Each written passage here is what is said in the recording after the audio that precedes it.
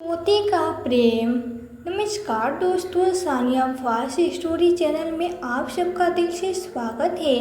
तो दोस्तों, आज की कहानी पसंद आए तो प्लीज़ लाइक शेयर सब्सक्राइब जरूर कीजिएगा। हमारी आज की कहानी है पोते का प्रेम। जून का महीना चिलचिलाती हुई गर्मी पड़ रही थी। खुले आसमान के नीचे भी रेणु जी को नींद नहीं आ रही थी। नींद आती भी कैसे, आज सुबह से ही रेणु जी ने अनाज के एक दाना भी मुंह में नहीं डाला था। पेट के आया कर रही थी। रात के करीब 2 बज रहे थे। रेणु जी रसोई में जाकर खाना ढूंढ रही थी, पर रसोई में खाने के लिए कुछ भी नहीं था। फिर उन्होंने सोचा, चलो एक गिलास दूध ही पी लेती हूँ। फ्रिज खोल कर देखा तो दूध का भगोना भी खाली था। जब कुछ खाने पीने को नहीं मिला तो एक गिलास पानी पीकर वापस खुले आसमान के नीचे जमीन पे बिछी हुई चटाई पर लेट गई। एक तो जोरदार गर्मी, दूसरा भूख से परेशान होकर बस इधर से उधर करवट बदल रही थी और बार बार आसमान में टिमटिमाते तारों को देख रही थी। कब सुबह हो और कब उन्हें कुछ खाने के लिए मिले। रेणु जी रसोई में जाकर कुछ बना तो खा सकती थी, मगर रसोई में जाकर कुछ बनाती तो खटर पटर की आवाज़ से उनके बहू बेटे जो अपने कमरे में आराम से कूलर चलाकर सो रहे थे, कहीं वो जाग न जाए। रेणु जी के कमरे में कूलर तो छोड़ो, पंखा भी नहीं हुआ करता था, इसलिए खुले आसमान के नीचे चटाई बिछाकर ही सोती थी। कल बेटे के दोस्त की शादी थी तो वो बहू बेटे सुबह से ही शादी के फंक्शन में गए हुए थे, तो खाना पीना रात को ही खाकर आए थे। रेणु जी के लिए रात की बची हुई रोटियां रख कर गए थे और रेणु जी से कहा गए थे कि चाय बनाकर रोटियां उसके साथ खा लेना। वह अक्सर रात की बची हुई रोटियां रेणु जी को खाने के लिए दिया करती थी, इसलिए रेणु जी को रात की ठंड बासी रोटी खाने की आदत पड़ गई थी। उन्होंने भी बहू के कहने पे हाँ में सर हिला दिया। उन्हें हिदायत देकर बहू बेटे तो अपने दोस्त की शादी में चले गए। गर्मी बहुत ज़्यादा थी, इसलिए रेणु जी बाहर आंगन में चारपाई बिछाकर बैठ गई। रात को जब रेणु जी को भूख लगी तब वह खाना लेने के लिए रसोई में गई। जब रोटी निकालने के लिए कैस्ट्रोल खोला तो देखा उसमें बहुत सारी चींटियाँ रोटियों पर लगी हुई थी। अब रेणु जी को भूख बहुत जोर की लग रही थी, लेकिन रसोई में कुछ भी नहीं था। फ्रिज खोल कर देखा तो उसमें भी खाने के लिए कुछ भी नहीं था। रात के करीब 11 बजे बहू और बेटे शादी से वापस आए, लेकिन रेणु जी की अपनी बहू से इतनी रात को कुछ खाने को बना मांगने के लिए कहने की हिम्मत नहीं हो रही थी, इसलिए वो चुपचाप से खुले आसमान के नीचे लेटी रही और बहू और बेटे अपने कमरे में सोने के लिए चले गए।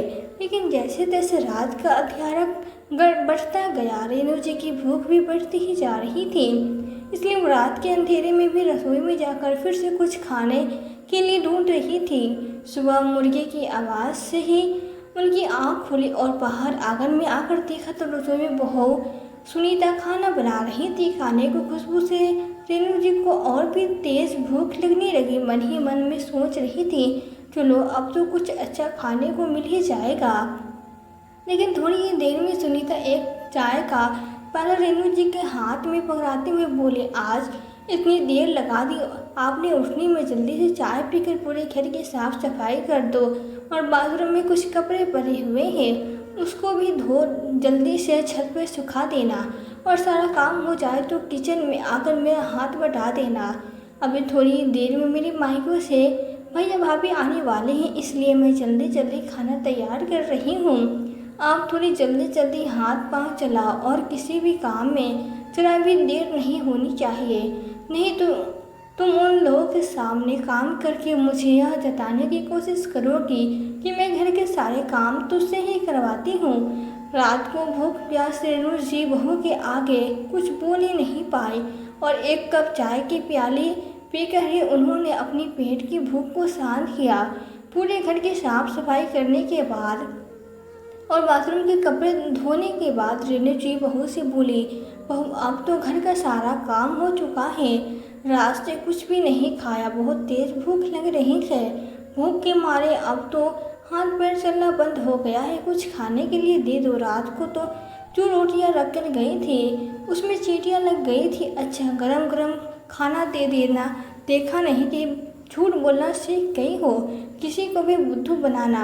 अपनी बातों से मैं आपकी बातों में आने वाली नहीं हूँ। शर्म नहीं आती आपको खाने के लिए झूठ बोलते हुए? अभी आपको कुछ खाने के लिए नहीं मिलेगा जब तक मेरे मायके से भैया भाभी खाकर खाना नहीं खा लेते। अरे अगर कुछ कम पड़ गया तो, अगर कुछ बच जाएगा तो मैं बाद में दे दूंगी। और अब इधर मेरे सर पे मत खड़ी रहो, हाथ में तो बिस्किट थमाते हुए सुनीता बोली, जाओ अपने कमरे में बैठकर इन्हें खा कर वहीं पर बैठना। जब मेरे मायके वाले आए तो उनके सामने इधर उधर ज़्यादा मत घूमना। रेनू जी हाथ में तो बिस्किट लिया और बहू की कड़वी बातों को सुनकर अपने कमरे में जाकर बैठ गई और सोचने लगी, अपनी बेटे से भी क्या कहूँ जब बेटा भी अपनी पत्नी की ही सारी बातें सुनता है। जब से शादी हुई उसे तो अपनी पूरी माँ की तकलीफ दिखाई ही नहीं देती। कितनी पूजा पाठ और मन्नतें के बाद अब हमने बेटा मिला था। सोचा था बुढ़ापे में सहारा जीने का सहारा बनेगा, लेकिन बेटा अपनी माँ को देखकर भी अनदेखा कर देता है। उसे तो बस अपनी पत्नी सुनीता के अलावा और कोई दिखाई ही नहीं देता, सुनाई देता है। कभी दो पल के लिए भी मेरे पास बैठ कर यह नहीं पूछता, माँ आपने दवाई खाई है या नहीं खाई है, खाना खाया है या नहीं खाया है, आपकी तबीयत ठीक है या नहीं। आपसे बेटे के मुंह से माँ शब्द सुनने के लिए भी मेरे कान तरस जाते हैं। जब भी मुंह से कुछ बोलता है तो बस आग ही उगलता है। ऐसा लगता है उसकी बातों से जैसे अभी अपनी माँ को कच्चा ही चबा जाएगा। अरे कितनी नाजों से पाला पोसा था हमने उसे, क्या था हमारे पास? अरे एक कमरे का छोटा सा घर था और एक छोटी सी कपड़े की दुकान। धीरे धीरे मेहनत करके उसके पिता ने उस दुकान को बहुत बड़े कारोबार में बदल दिया था और एक छोटे से घर की जगह एक बड़ा सा नया घर बनवा लिया था। अपने बाबूजी के साथ बैठकर उसने बिजनेस करना सीखा। पढ़ाई पूरी होने के बाद आनंद अपने पिता के संग दुकान पे ही बैठने लगा। जब तक यह जिंदा थे तब तक तो सब कुछ ठीक चल रहा था। उन्होंने अपने रहते आनंद की शादी भी करवा दी थी। सब कुछ बहुत अच्छा ही चल रहा था। ऐसा लग रहा था भगवान ने ढेर सारी खुशियाँ हमारे घर में दे दी हो। लेकिन अचानक से एक दिन मेरे पति के सीने में तेज दर्द उठने की वजह से उस दुनिया को छोड़कर चले गए। मेरी तो जैसे दुनिया ही उजड़ गई थी। जब तक मेरे पति जिंदा थे कभी भी इस घर में खाने पीने की कमी नहीं हुई थी, क्योंकि सारी भाग दौड़ मेरे पति के ही हाथ में थी। अगर मुझे कभी कुछ खाने पीने का मन होता तो वो बाजार से लाकर दे दिया करते थे और अक्सर बेटे से चोरी छुपकर रात को रबड़ी में लाकर खिलाया करते थे। जब से मेरे पति इस दुनिया को छोड़कर गए हैं मेरी तो जिंदगी ही बदल गई। उसके जाने के बाद बहू बेटे का व्यवहार भी बदल गया। धीरे धीरे करके बेटे ने दुकान का पर कब्जा कर लिया और बहू ने घर पे मेरा एक कमरा भी छीन लिया और नौकरों वाले कमरे में मुझे बैठा दिया गया और घर से बाहर निकलने पे भी पाबंदियाँ लगा दी गई। एक बार अचानक मेरी तबीयत बहुत ज़्यादा खराब हो गई। जब बेटे से दवाई लाने के लिए कहा तो उसने उल्टा जवाब देते हुए कहा, मेरे पास आपके लिए फालतू पैसा नहीं है खर्चा करने के लिए। चुपचाप कमरे में पड़ी रहो। बीमारी की हालत में भी बहू पूरे घर का सारा काम मुझसे करवाती थी। जब भी अगर मुँह से कुछ बोल देती तो घर में कलेश हो जाया करता था। इसी कलेश की वजह से रेणु जी हमेशा चुप रहती थी। रेणु जी के पति को गुजरे हुए पूरे 15 साल हो चुके थे और बहू बेटे का रवैया दिन पर दिन खराब ही होता जा रहा था। अब तो उन्हें 2 वक्त की रोटी भी बहुत मुश्किल से मिलती थी। रेणु जी की एक पोती थी जो स्कूल खत्म होने के बाद इंजीनियरिंग की पढ़ाई करने के लिए विदेश चले गई। जब उनकी पोती पायल छोटी थी तब रेणु जी अपनी पोती के संग अक्सर खेल कूद किया करती थी। पायल को भी अपनी दादी के संग घूमना फिरना बहुत अच्छा लगता था। वो अपनी दादी के संग अक्सर पार्क में खेलने जाया करती थी और रात में जब तक वो अपनी दादू से कहानी नहीं सुन लेती थी तब तक उसे नींद नहीं आती थी। स्कूल से आने के बाद अपनी सारी स्कूल की बातें अपनी दादी को बताया करती थी। रेणु जी ज़्यादा पढ़ी लिखी तो नहीं थी, लेकिन फिर भी वो अपनी पोती की पढ़ाई में थोड़ी बहुत मदद कर दिया करती थी। पायल बड़े होकर इंजीनियरिंग बनना चाहते थे, इसलिए स्कूल खत्म होते ही आनंद और सुनीता ने उसे स्कूल पढ़ने के लिए अमेरिका भेज दिया। और जब से पायल पढ़ाई के लिए अमेरिका चली गई थी, तब से तो रेणु जी बिल्कुल ही अकेली रह गई थी। एक वही थी जिसने संग बात करके रेणु जी अपने सारे गम भूल जाया करती थी।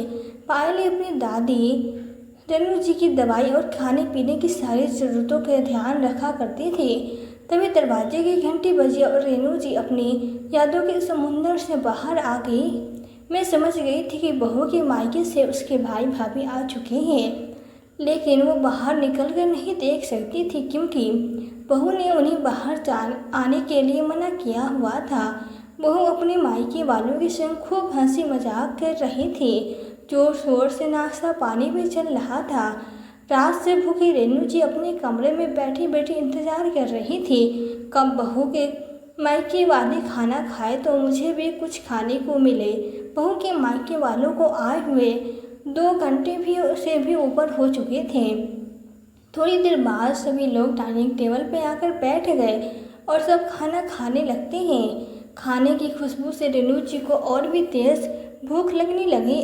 अब तो उनकी पेट की अतिया गमाम कमरे से बाहर निकलकर रसोई में गई। तभी बहू की भाभी बोली, दीदी आपकी सास घर में कुछ काम काज करती है आपके संग में या नहीं, या दिन भर पले पले खाती रहती है? नहीं भाभी, आप भी कैसी बातें कर रही हो, अभी तो बुढ़िया बूढ़ी हो गई है, ज़्यादा नहीं थोड़ा बहुत काम काज कर लेती है। अरे बैठे बैठे थोड़ी मुफ्त में उनको खाना खिलाती रहूँगी। रेणु जी रसोई में खड़ी खड़ी अपनी बहू की बात को सुन रही थी। बहू के शब्द उन्हें तीर की तरह चुभ रहे थे। उनकी आंखों से लगातार आंसुओं की धारा बह रही थी। वो मन ही मन सोच रही थी, बहू कहे तो ऐसे नहीं है जैसे मैं उसकी कमाई खा रही हूँ। अरे यह घर दुकान सब कुछ मेरे पति का है। सोचते सोचते रेणु जी के हाथों से पानी का गिलास गिर गया। अब पूरी रसोई में चारों तरफ पानी फैल गया। गिलास के गिरने की आवाज़ सुनकर जब भागकर बहू रसोई में आई और पूरी रसोई में पानी देखकर पूरी तरह से तमतमाते हुए रेणु जी के गाल पे एक जोरदार तमाचा खींच के दे मारा। तुम्हारा दिमाग खराब हो गया है? जब मैं तुमको मना किया था तो रसोई में मत आना, फिर क्यों रसोई में आए? बढ़िया, आज तो तेरी खैर नहीं, तेरी चटोरी जीभ तुझको यहाँ ले आई होगी। पूरी रसोई गंदी करके रखती है, चल जल्दी से इसे साफ कर दे। बहू का चिल्लाना और थप्पड़ मारना क्या कुछ कम था? तभी बेटा भी पीछे से चिल्लाता हुआ कहता है, माँ जब तुम्हारी बहू ने मना किया था तो फिर क्यों किचन में आए? क्यों सबका दिमाग खराब करती रहती हो? अरे पूरे घर में इधर से उधर घूमना जरूरी है? तुम्हारा अपने कमरे में एक जगह नहीं बैठा जाता तुमसे शांति से? देखो कर दिया ना परेशान अपनी बहू को। और देखो पैर पटकते हुए बहू बेटे रसोई से बाहर चले गए। भूख का दर्द इतना भी नहीं था जितना बहू के हाथ से थप्पड़ खा के हुआ। आज तो रेणु जी पूरी तरह से टूट चुकी थी और किचन में से ही एक कोने में बैठकर अपनी किस्मत पर रो रही थी और भगवान से प्रार्थना कर रही थी, भगवान मेरी जैसी औलाद किसी को मत देना। किचन साफ करके थोड़ी देर बाद रेणु जी अपने कमरे में आकर बैठ जाती है।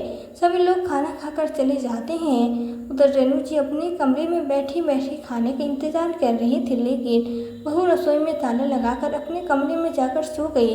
रेणु जी बहू को आवाज़ देते हुए बोली, बहू कुछ खाना बच गया हो तो दे दो, कल रात से कुछ भी नहीं खाया है, बहुत जोर की भूख लग रही है। बहू बेटा दोनों चिल्लाते हुए बोले, आज तुम्हें कुछ खाने को नहीं मिलेगा। आज तुमने सारे मेहमानों के सामने हमारी बेइज्जती की है, उसकी यही सज़ा है। जाकर चुपचाप अपने कमरे में लेट जाओ। अगर इस घर में रहना है तो मेरे हिसाब से ही रहना पड़ेगा, और ज़्यादा चूर चापड़ की तो कल भी खाना नहीं मिलेगा, और ज़्यादा भी परेशानी है तो चली जाओ हमारे इस घर को छोड़कर, हमें तुम्हारी कोई ज़रूरत नहीं है। बेटे बहू के मुंह से ऐसी बातें सुनकर रेणु जी के कान खुले के खुले रह गए। वो वहीं लड़खड़ा कर जमीन पे गिर पड़े। अब उनको समझ में नहीं आ रहा था कि वो कहाँ जाए, लेकिन उसने अब और अपमान भी बर्दाश्त नहीं हो रहा था। अब उन्होंने अपनी साड़ी के पल्लू को कसा और कुछ पैसे जो उनके हाथ में थे वो लेकर घर से निकल गई। बहू बेटे चुपचाप खड़े उन्हें जाते हुए देख रहे थे, लेकिन दोनों में से किसी ने भी अपनी माँ को रोकने की कोशिश नहीं की। घर से निकलते समय रेणु जी के पास मुश्किल से 100 रुपये ही होंगे। वो सोच रही थी इन 100 रुपये से क्या कर सकती है, और भूख भी बड़े जोरों की लग रही थी। तो सबसे पहले उन्होंने 1 प्लेट समोसे लेकर अपने पेट की भूख को शांत किया। अब रेणु जी के दिल में और दिमाग में बस यही सवाल चल रहा था, आगे की ज़िंदगी कैसे कटेगी। हाथ में सिर्फ अब 80 रुपये ही बचे थे। वहाँ से थोड़ा आगे चली तो देखा एयरपोर्ट के कुछ दूरी पर ही मेला लगा हुआ था। मेले को देखकर उनके दिमाग में बहुत ही अच्छा ख्याल आया। उन्होंने अपने पास बचे हुए पैसों से कुछ गुब्बारे खरीदे और उन्हें मेले के बाहर खड़े होकर बेचने के लिए चली गई। अभी सुबह से दोपहर हो चुकी थी और उनका एक भी गुब्बारा नहीं बिका था। मायूस रेणु जी ने जाने वालों सभी लोगों से गुब्बारे लेने की विनती कर रही थी। तभी थोड़ी देर बाद एक बच्ची वहाँ पर आए और उसे उनके गुब्बारे बहुत ही पसंद आ गए। उनके माँ बाप ने अपनी बेटी के लिए सारे गुब्बारे खरीद लिए और रेणु जी की आज पहले कमाई हुई थी। रात के करीब 7 बज चुके थे। रेणु जी को जोर का भूख लग रही थी। सबसे पहले उसने खाना खाया, क्योंकि वो जानती थी कि घर जाकर बहू खाने को तो देने वाली नहीं है, और खाना खाकर घर वापस आ गई। अब तो रेणु जी रोज़ यही करने लगी। सुबह जल्दी उठकर घर के सारे काम करने के बाद रेणु जी गुब्बारे बेचने के लिए निकल जाती थी और रात को लेट पेट भर खाना खाने के बाद घर वापस आती थी। बहू बेटे कभी भी उनसे क्या नहीं पूछते थे कि आज आप इतनी देर कहाँ जाती हो, क्योंकि उन्हें अपनी माँ से कुछ लेना देना नहीं था। धीरे धीरे करके अब रेणु जी के हाथ में कुछ पैसे इकट्ठे हो चुके थे। अब वो अपनी दवाई और खाने पीने का खर्चा स्वयं उठा सकती थी। उन्हें हर छोटी छोटी चीज़ के लिए अपने बहू बेटे के आगे हाथ नहीं फैलाने पड़ते थे। ऐसे ही करते करते करीब 1 साल बीत गया। उधर पायल की पढ़ाई भी पूरी हो चुकी थी। वो अपनी मम्मी पापा और दादी को सरप्राइज़ देने के लिए इंडिया वापस आ रही थी और फ्लाइट में बैठी सोच रही थी, अचानक से मम्मी पापा और दादी मुझे देख कर कितने खुश हो जाएंगे। उसने अपनी दादी और मम्मी पापा के लिए बहुत सारे तोहफे भी खरीद लिए थे। उसके साथ एक सहेली भी इंडिया वापस आ रही थी। दोनों सहेली आपस में बैठकर बातें कर रही थी। पायल ने पूछा, तुम सबसे पहले जाकर क्या करोगे घर पर? उसने कहा, मैं सबसे पहले अपने पुरानी दोस्तों से मिलने जाऊंगी। फिर उसकी दोस्त ने पायल से पूछा, तुम क्या करोगी सबसे पहले घर जाकर? पायल ने कहा, मैं तो सबसे पहले अपनी दादी को जोर से हक करूंगी, फिर उनके हाथों से खाना खाऊंगी, उनके संग रात में मीठी मीठी सी कहानियाँ सुनूंगी। इतना मिस किया है मैंने इन सारी चीज़ों को। बातें करते करते कब दोनों सहेलियाँ इंडिया पहुंच गई पता ही नहीं चला। जैसे ही पायल एयरपोर्ट के बाहर आए, थोड़ी ही दूर पे देखा उसने मेला लगा हुआ था। उसकी सहेली ने मेला देखने की सिद्धि की, लेकिन पायल को तो अपने घर जाने की जल्दी थी, लेकिन सहेली की बात भी वो टाल नहीं सकती थी। इसलिए थोड़ी देर के लिए वो मेला देखने के लिए चली गई। जैसे पायल मेले के पास पहुंची, वहाँ गेट पे ही उसकी दादी एक डंडे पर बहुत सारे गुब्बारे लिए बेच रही थी। अपने साड़ी के पल्लू से बार बार अपना पसीना पोंछ रही थी। पायल की सहेली ने भी कहा, देखो पायल, यह तो तुम्हारी दादी जैसी लग रही है। दोनों रेणु जी के पास गई। पास जाकर देखा तो पायल की आंखें फटी की फटी रह गई।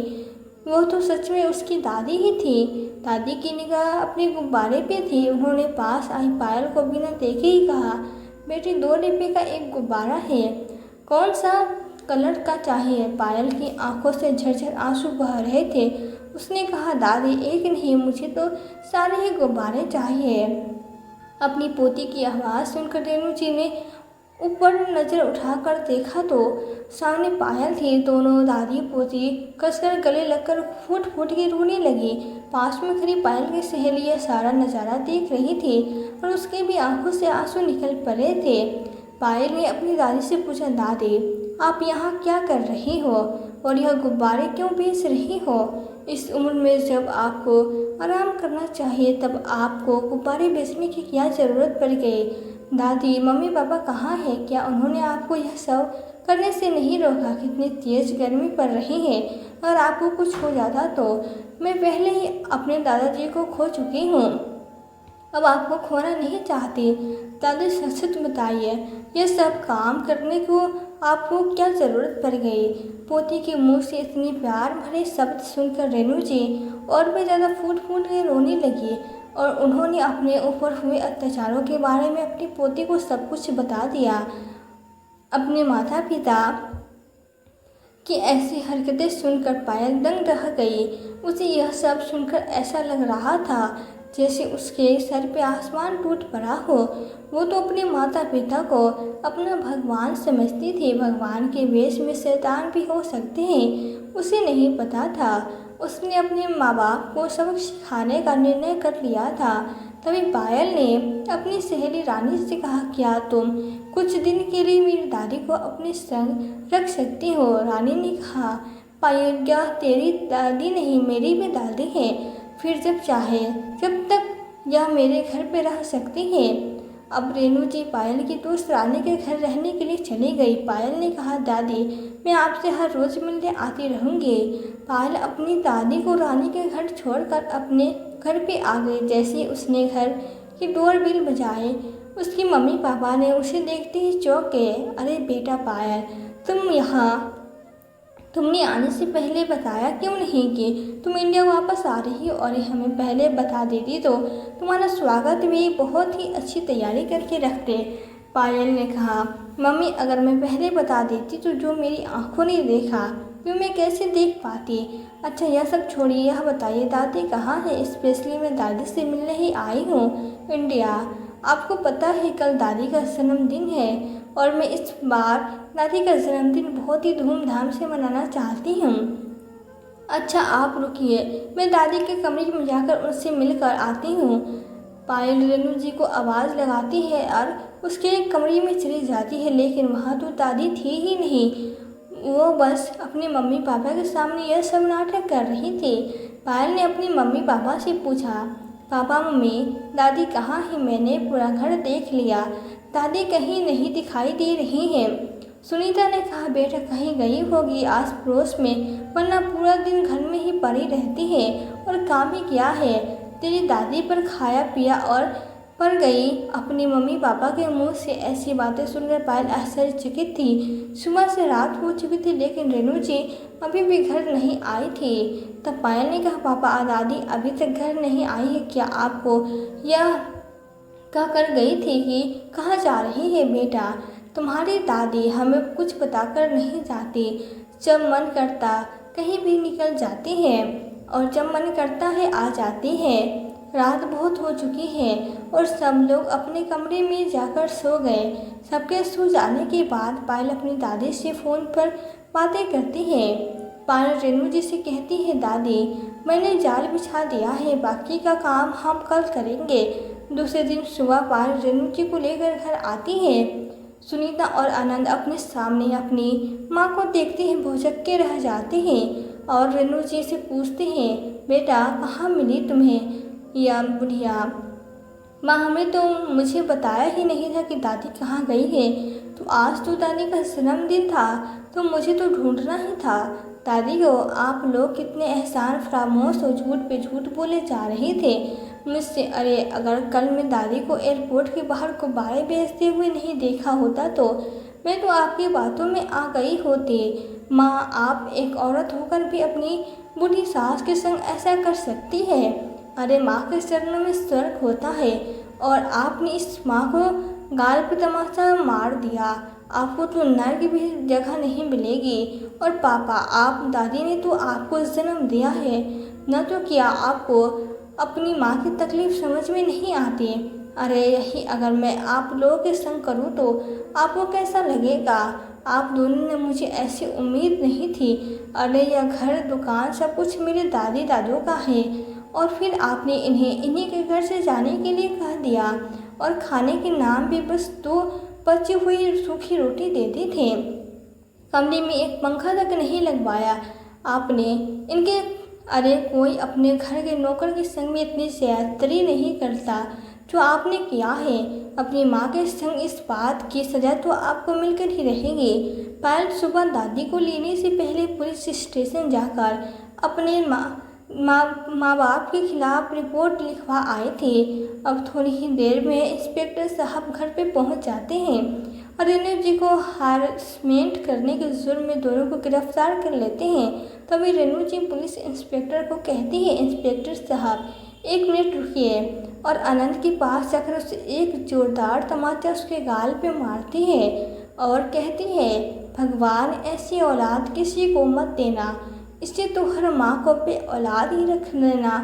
तभी आनंद को शायद अपने किए के पछतावा हो रहा था और अपनी माँ के पैरों में गिरकर माफ़ी मांगने लगता है, लेकिन रेणु जी उसे माफ़ नहीं करती और इंस्पेक्टर से कहती है, ले जाइए उसे मेरी नज़रों से दूर। आनंद और सुनीता को रेणु जी को परेशान और हारसमेंट करने के जुर्म में 10 साल की सज़ा हो जाती है और उधर पायल और रेणु जी खुशी खुशी रहने लगती है। और पायल आज अपनी दादी का जन्मदिन बहुत ही धूमधाम से मनाती है।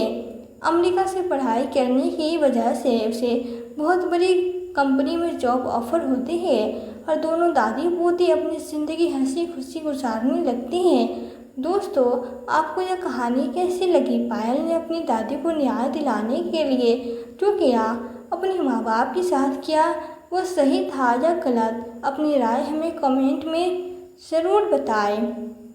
तो दोस्तों, यह थी हमारी आज की कहानी आज की आपको कैसी लगी हमें कमेंट बॉक्स में कमेंट करके ज़रूर बताएं। यदि वीडियो आपको अच्छी लगी हो तो वीडियो को लाइक और शेयर करके चैनल पे यदि नए हो तो चैनल को सब्सक्राइब जरूर कर ले, साथ ही बेल आइकन को भी प्रेस कर दे ताकि आने वाले वीडियोस की नोटिफिकेशन आपको मिलती रहे। तो आज के लिए बस इतना ही। वीडियो में अंत तक बने रहने के लिए आपका दिल से बहुत बहुत धन्यवाद।